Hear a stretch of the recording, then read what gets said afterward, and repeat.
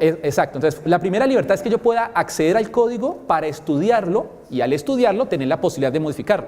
Segundo. Ah, bueno, acá, uy, qué chévere, me están diciendo que repartamos CDs a los que digan. ¿Cómo dice? ¿Qué es igual, igual?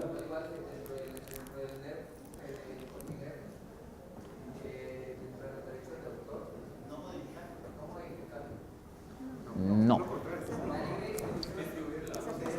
Ok, que yo tenga la libertad o que tenga la posibilidad de distribuirlo cobrando o no por él. Ya ahí hablamos acá de modificar. Nos faltan dos más.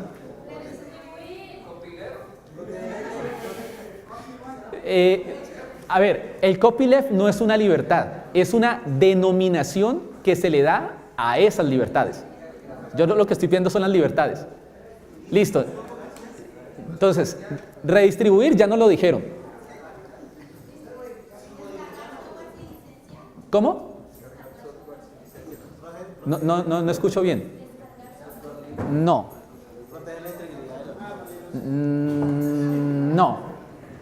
Eso es importante en el derecho de autor, pero no son las cuatro libertades, o sea, no se consideran como parte de las cuatro libertades del software libre o del copyleft. No, usted no. Exacto. Ojo que una de las libertades tiene que ver con que yo pueda usar el programa con cualquier propósito. Nos queda uno. ¿Y quién dijo modificar? No. ¿Y? Bueno, vamos a darle el CD porque dijo la parte importante. ¿Cuáles son las cuatro libertades entonces? La primera, ojo, la primera es que podamos utilizar el programa con cualquier propósito, que no hayan restricciones. Si yo descargo WinZip para Windows, nos dice, este programa, no, perdón, WinZip, sí, WinZip, solo se puede utilizar, o sea, lo puedes descargar gratuitamente si solo se utiliza con fines educativos. Ahí hay una restricción, eso ya de entrada no es software libre. Primera libertad, que puedo utilizarlo con cualquier propósito. Segunda libertad, que podamos estudiar el código y tener la posibilidad de modificarlo. ¿Sí? No todos los programas a los cuales tenemos acceso al código podemos modificarlo. De hecho, Microsoft tiene varios productos en los cuales entrega el código fuente para que la gente lo mire, pero no lo puede modificar.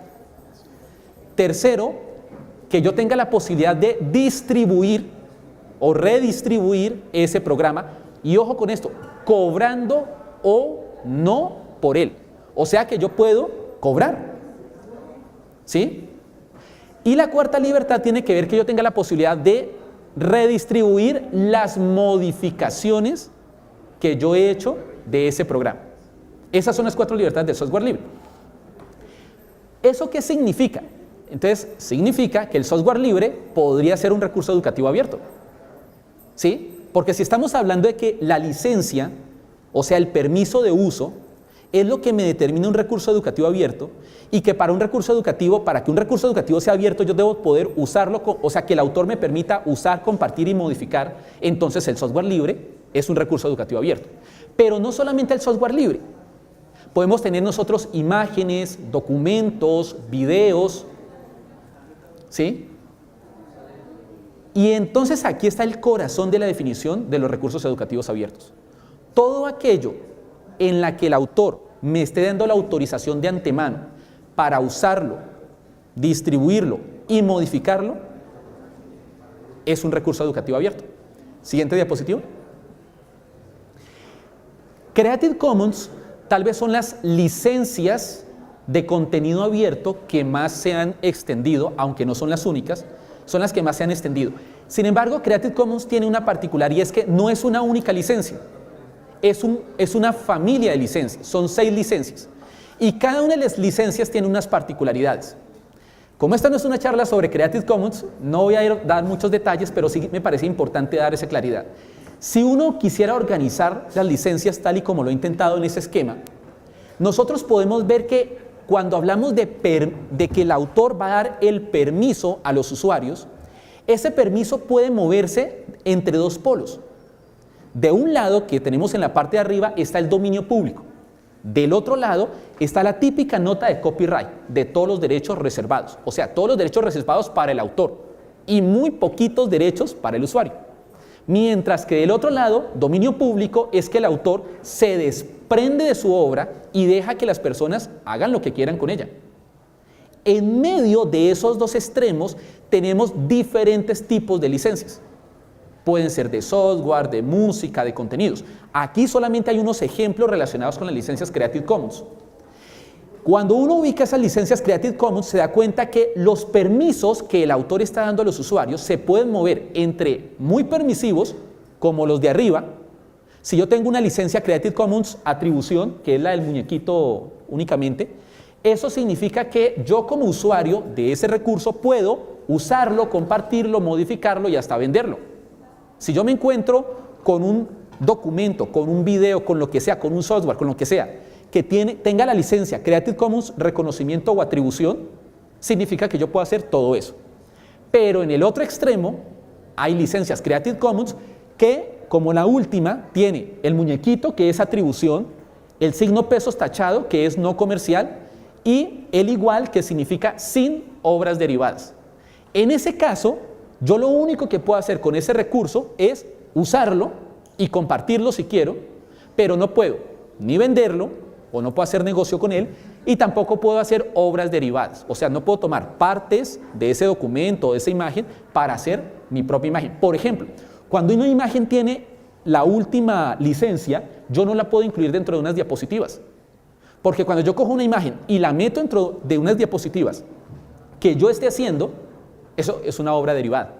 Estoy tomando el trabajo de otro y lo estoy mezclando, lo estoy integrando con mi trabajo. Eso es una obra derivada. Y si la fotografía, por ejemplo, tiene esa última licencia, yo no debo hacerlo, porque el autor no me lo está permitiendo. ¿Listo? ¿Eso qué significa? Que cuando ya miramos el tema de las licencias, un recurso educativo abierto, o más bien ese concepto de apertura, ¿sí? Pues depende. Y yo puedo tener un recurso más abierto si se aproxima al dominio público o menos abierto si tiene muchas restricciones para el usuario y se acerca a la concepción como común del derecho de autor, que son todos los derechos reservados. Hay una cosa interesante y cierro con esto esta parte, y es que es bien interesante cómo el derecho de autor, la legislación sobre derechos de autor que hay en todo el mundo, permite estas posibilidades. Si yo tengo los derechos patrimoniales sobre una obra, yo como autor tengo la libertad de utilizar cualquiera de las licencias. No únicamente la de todos los derechos reservados. ¿Sí? Sin embargo, esto no se enseña y esto no lo cuentan. Pareciera ser como esas historias de conspiración, de que hay cosas que prefieren que la gente no conozca. ¿Sí? Pues esto a veces parece eso, porque a pesar de que la ley lo permite, en el imaginario de la gente solo tiene en su cabeza derecho de autor, automáticamente todos los derechos reservados. Y copyleft, lástima que el señor se me fue, y copyleft, no, eso es una cosa subversiva, eso está por fuera de la ley. No, para nada. ¿Sí? Tanto la concepción tradicional del derecho de autor como las concepciones más abiertas, que se denominan copyleft, todas están protegidas o están reguladas por la misma legislación del derecho de autor. ¿Ok? Seguimos, por favor, en la siguiente diapositiva. Y hay una tercera característica de los recursos educativos abiertos, y es que cuando se crean, desde la intención del diseño, desde el momento en que se están diseñando y creando estos recursos, se hacen para minimizar al máximo las barreras técnicas, jurídicas y económicas. ¿Qué significa eso? Que si yo tengo la intención de crear un recurso educativo abierto, pues no lo hago en Word. Porque eso implica que para que alguien lo vea y lo vea bien, o voy a hablar más específicamente, no lo hago en PowerPoint. Porque si alguien lo va a ver y quiere ver bien unas diapositivas en PowerPoint, ¿en qué programa lo tiene que abrir? En PowerPoint. Y si yo no quiero utilizar ese programa, o no tengo para pagar la licencia, entonces no lo puedo ver. Y ahí hay una restricción técnica. Otra característica es, si yo quiero que el recurso sea abierto, pues trato de ponerles las menos restricciones posibles. Pero si voy a utilizar la licencia Creative Commons más restrictiva, pues eso ya no es un recurso educativo abierto. Entonces miren cómo el utilizar una licencia Creative Commons no hace que automáticamente el recurso sea abierto. Depende de la licencia que yo esté escogiendo. Bueno, y lo legal pues tiene que ver con la licencia que ya lo hemos hablado. Siguiente diapositiva, por favor. Ahora, teniendo claro entonces que los recursos educativos abiertos son prácticamente cualquier recurso, no solamente digitales, podrían ser también en papel, ¿sí? Y que lo que determina que un recurso educativo sea abierto o no es la licencia con la cual yo lo publico como autor, yo lo libero. Entonces vamos a mirar dos tipos de recursos para entender un poco más la importancia y la utilidad de Exceler. Siguiente diapositiva. Cuando hablamos de recursos educativos abiertos simples, estamos hablando tal vez como de archivos primarios o de archivos de un solo medio. Si hablamos de textos, o hablamos por aparte de imágenes, o hablamos de audio, o hablamos de videos. Entonces, por ejemplo, si estamos hablando de textos, pues es simplemente el texto. Yo el texto lo puedo hacer en un blog de notas, lo puedo hacer en LibreOffice. Si quiero hacer páginas HTML con un programa un poquitico más sofisticado, pues podría utilizar Composer. Si estamos hablando de imágenes, pues yo tomo una fotografía, por ejemplo, con una cámara y puedo hacer un retoque en GIMP, ¿sí? O puedo hacer un dibujo en Inkscape, o puedo hacer un dibujo en LibreOffice Draw, que es una herramienta para hacer dibujos. Si voy a hablar de audio y quiero hacer una grabación solamente del audio, por ejemplo, la voz de un niño o mi voz explicando algo, pues puedo utilizar un programa como Audacity. Si es un video, pues podemos utilizar un programa como OpenShot, por ejemplo. Ahí lo que estoy diciendo es que cuando nosotros generamos un documento de texto, por ejemplo en LibreOffice, pues tenemos un archivo ODT, que es donde se contiene, o un archivo TXT donde está el texto. Y eso en sí mismo puede ser un recurso educativo abierto si tiene la licencia correspondiente o la licencia adecuada. Si es una imagen, puede ser un JPG y yo le tengo la licencia, listo. Lo mismo para el audio, lo mismo para el video. Es decir, el asunto incluso no es tanto la herramienta. Ahí menciono herramientas libres, pues como por hacerle propaganda a las herramientas libres. Pero el asunto no es la herramienta, sino yo puedo hacer incluso en una herramienta privativa. El asunto es que esos archivos por separado yo los licencio, yo les pongo una licencia Creative Commons adecuada para que sea un recurso educativo abierto. Y eso es lo que llamaríamos unos recursos educativos simples o de archivo fuente. Siguiente diapositiva. Estos archivos, ¿dónde los encuentro? Pues realmente existen muchos lugares. Si uno hace una búsqueda, por ejemplo, de una imagen en Google, no sé, la célula, y luego va a la opción de imágenes en el buscador de Google, pues hay una cantidad de imágenes de célula. ¿Cuál es el punto? Que tal vez la mayoría no las puedo utilizar. Porque si yo veo una imagen bonita, voy a la página donde está esa imagen y no encuentro una nota explícita de lo que yo como usuario puedo hacer con esa imagen, hay que asumir que todos los derechos están reservados. No porque está en internet significa que yo puedo hacer lo que quiera con una imagen. La legislación es muy clara en eso. Si no se especifica la licencia, hay que asumir que todos los derechos están reservados. Entonces uno puede perder mucho tiempo buscando una imagen que uno necesite en Google, porque pues le aparecerán 10.000 cosas, pero las 10.000 cosas no todas las puedo utilizar en mis diapositivas. ¿Listo? ¿Dónde podemos entonces nosotros ubicar recursos educativos abiertos que sean, digamos, en formato simple o único? Pues si tenemos dos, realmente hay muchos sitios, pero voy a indicarles solamente algunos rápidamente. Existen dos buscadores, o más bien un metabuscador y un buscador. El metabuscador es search.creativecommons.org. Ustedes allí pueden colocar, por ejemplo, la célula y especifican en qué repositorios buscar. Si en Flickr, si en Wikipedia, y ya tenemos la certeza de que en esos repositorios, pues, los recursos que vamos a encontrar son abiertos. Si es texto, tal vez una de las mejores fuentes para sacar texto es Wikipedia. Quiero hacer una aclaración en esto. Cuando yo digo sacar texto de Wikipedia, no es cometer plagio. ¿Cómo así? Sí, copiar no es igual a plagio. Si yo copio algo, no es plagio. ¿Dónde se comete plagio? Si yo no cito. Yo no sé si ustedes sabían eso. Voy a volver a repetir, porque esta parte es muy importante cuando uno es estudiante. ¿Sí? Quienes hemos sido docentes sabemos que, es más, generalmente las universidades, uno esto no lo cree hasta que no se mete en un problema. Generalmente las universidades tienen una normatividad muy severa para los casos de plagio y a veces uno se lo toma muy alegremente. Si uno copia, hay que mirar dos cosas.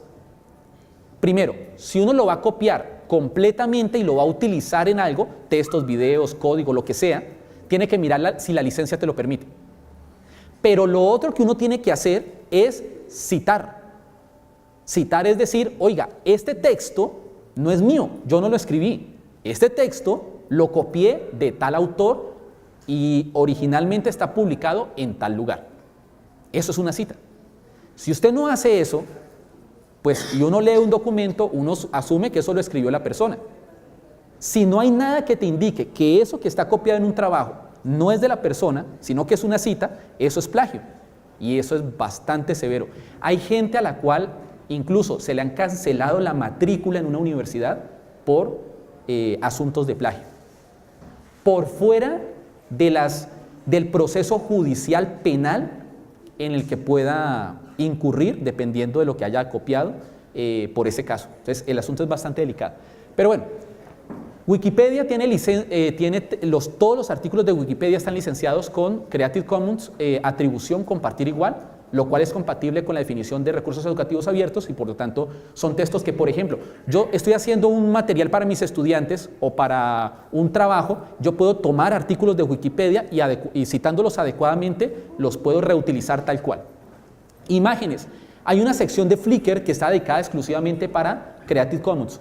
Y es un poco la imagen que ustedes están viendo a la derecha, en donde miren que ahí aparece el muñequito, indica que todas las imágenes de esa sección, ¿sí?, son Creative Commons, atribución, y las de más abajo, Creative Commons, atribución, compartir igual.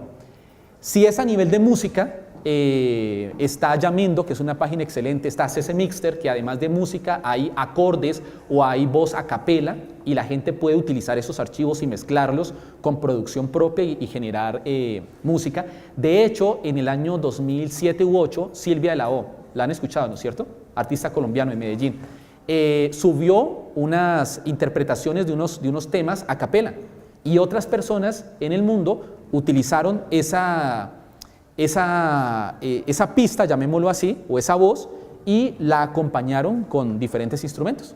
Y ustedes pueden buscar a Silvia de la O en Yamendo y van a encontrar ese trabajo.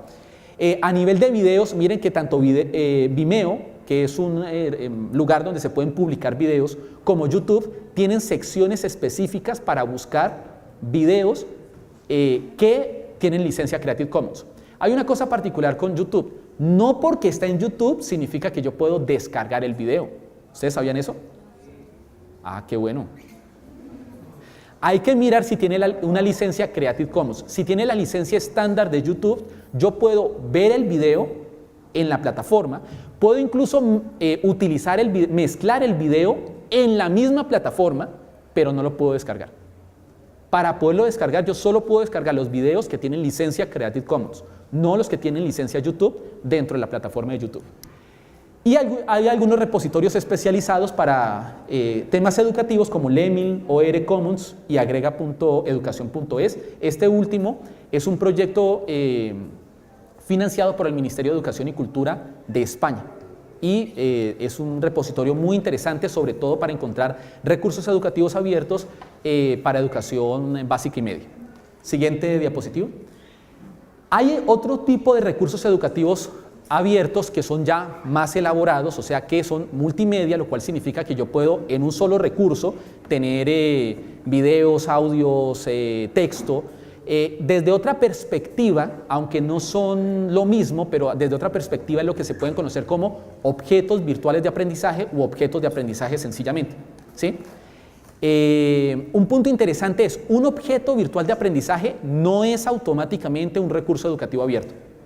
Para que un objeto virtual de aprendizaje sea un recurso educativo abierto, debe tener una licencia acorde pues con los recursos educativos abiertos. Algunos programas en los que uno puede hacer estos materiales multimediales, Excel Learning, JClip, LIM, Cuadernia, incluso algunos programas para hacer mapas mentales o conceptuales, como FreeMind, Vue, CMapTools, tienen una particularidad, es que yo puedo enlazar material multimedial, yo puedo enlazar videos, imágenes, eso los convierte, los resultados de estos, los archivos de estos programas se les suelen conocer como hipermapas, ¿sí? Porque ellos son mapas que tienen enlaces hipermediales. Y en ese sentido, pues, si bien no son programas específicamente para hacer objetos virtuales de aprendizaje, pueden considerarse como tal. Por ejemplo, la imagen que está acá es una imagen que realizaron docentes del colegio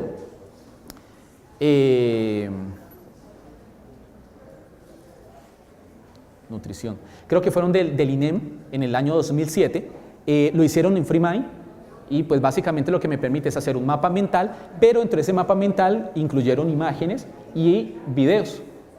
Entonces un poco para colocarles como ejemplo. Siguiente diapositivo. Vamos entonces a entrar a la tercera y última parte de esta presentación que tiene que ver con ExcelLearning. Entonces ya hemos visto qué son los recursos educativos abiertos y nos damos cuenta que es cualquier material que nosotros nos imaginemos, pero que tenga una licencia Creative Commons que nos permita usarlo, compartirlo y modificarlo. Si la licencia permite eso, es un recurso educativo abierto. Bueno, y que digamos que potencialmente se pueda utilizar en el aula de clase. Y que existen dos tipos, digamos, de recursos, que son unos recursos simples, texto por aparte, imágenes por aparte, audio por aparte, o recursos multimediales que pues van a tener ya una estructura, una secuencia, digamos que en términos educativos es importante que haya un propósito educativo, cuáles son los objetivos de aprendizaje o cuáles son las competencias que se van a desarrollar, luego hayan unos contenidos, de pronto junto con unas actividades y luego haya una evaluación.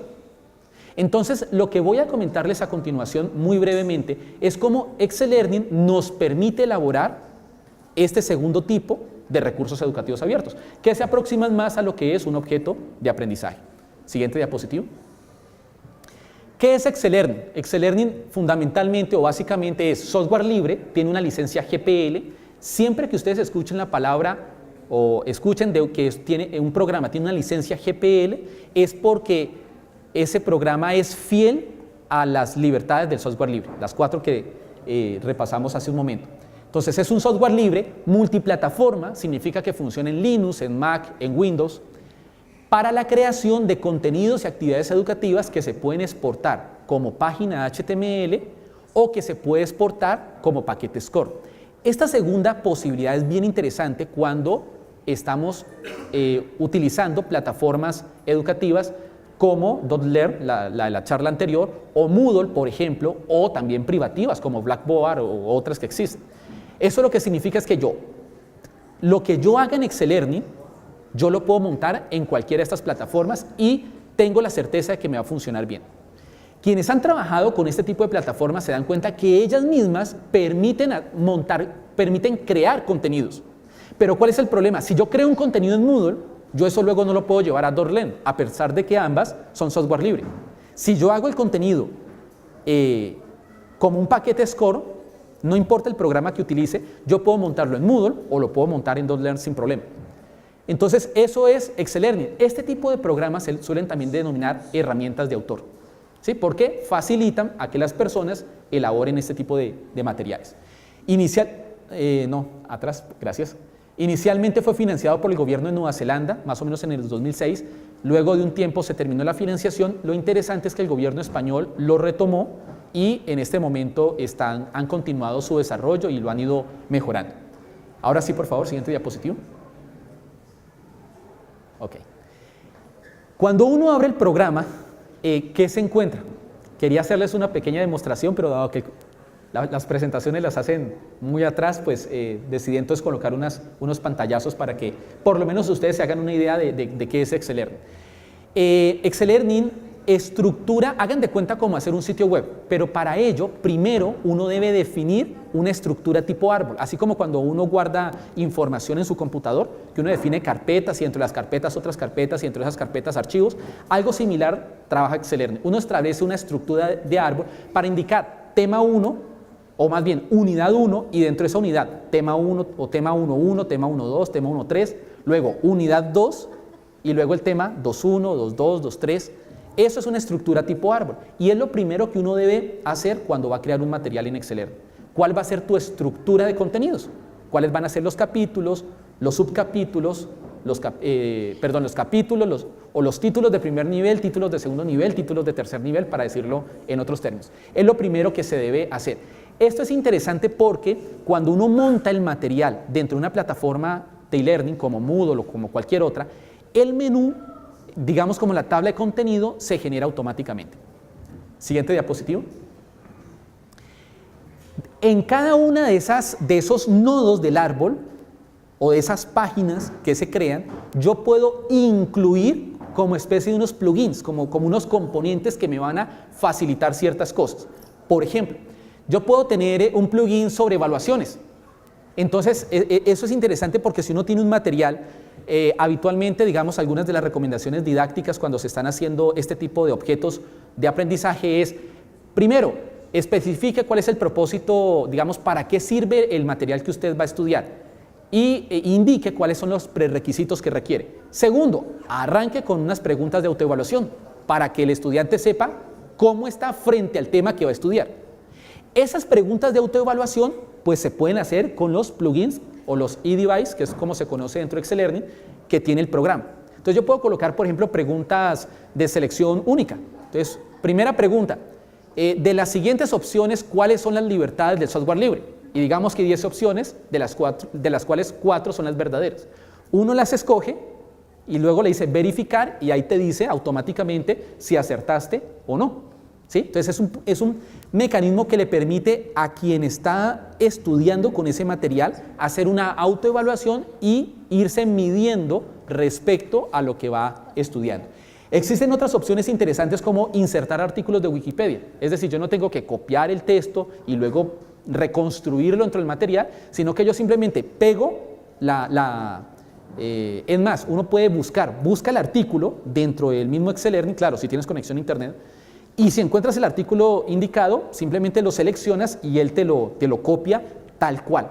Eso es interesante porque ustedes, creo que todos hemos buscado, hemos utilizado el Wikipedia y nos damos cuenta que ahí no solamente hay texto, hay imágenes, a veces hay diagramas. Entonces lo interesante de traer el artículo tal cual es que me ahorra todo ese proceso de edición, de que si tú lo tuviera que copiar y pegar y luego empezar a dar formato a cada una de las partecitas. Puedo embeber páginas web.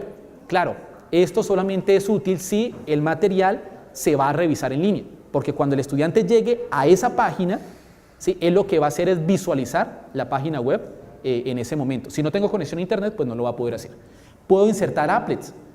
Hay muchas animaciones educativas o muchos recursos educativos que están como applets. Esos applets se pueden meter dentro de Excelerni. Bueno, y otras opciones son en total 17 que se pueden explorar. Siguiente diapositivo. El editor de Excelerni es un editor como si fuera un procesador de palabras. Ustedes ven allí que está para negrilla, para centrado, para hacer listas, para dar formato de párrafo, para colocar colores, para insertar imágenes, incluso para insertar videos. Es interesante porque te facilita la inserción de videos de YouTube si uno lo llega a necesitar. Siguiente diapositivo. Esto que ustedes ven allí, pues era el ejemplo que les quería un poco como mostrar en vivo acerca de un objeto virtual de aprendizaje que elaboré hace ya 2 años, que lo hice en Excelerni, el cual se encuentra en esta dirección, que a propósito es sobre el tema del derecho de autor, por si quieren conocer un poco más del tema, y que no solamente lo interesante o lo quise traer como ejemplo para mostrar las partes que se sugieren que tenga un objeto virtual de aprendizaje en términos didácticos, sino además pues que es un recurso hecho con Excelerni y licenciado de tal manera pues que se puede usar, distribuir y modificar. Siguiente. En conclusión, digamos, ¿cuál era el propósito de esta breve presentación? En primer lugar, darles a conocer que existe algo que se llaman los recursos educativos abiertos, que pueden ser cualquier tipo de material. Lo importante realmente es la licencia que él tiene y que es lo que lo hace abierto. Que los recursos pueden ser simples como una fotografía o pueden ser objetos virtuales de aprendizaje que pues pueden ser mucho más complejos y que Excel Learning realmente es una muy buena herramienta para elaborar recursos educativos abiertos del tipo objetos de aprendizaje. Finalmente, lo importante de Excel Learning, pues por un lado, es que es software libre, que nos permite hacer objetos de aprendizaje, pero para que sea un recurso educativo abierto, fundamentalmente pues se requiere que la licencia que nosotros como autores del material le pongamos, pues permita ese uso, esa modificación y ese poderlo compartir. Siguiente diapositivo. Ese era el tema. Espero que hayan aprendido algo nuevo o que hayan repasado las libertades del software libre. Si estamos en un evento de este tipo, creo que es fundamental. Y bueno, si tienen preguntas o inquietudes al respecto, podemos resolverlas en este momento.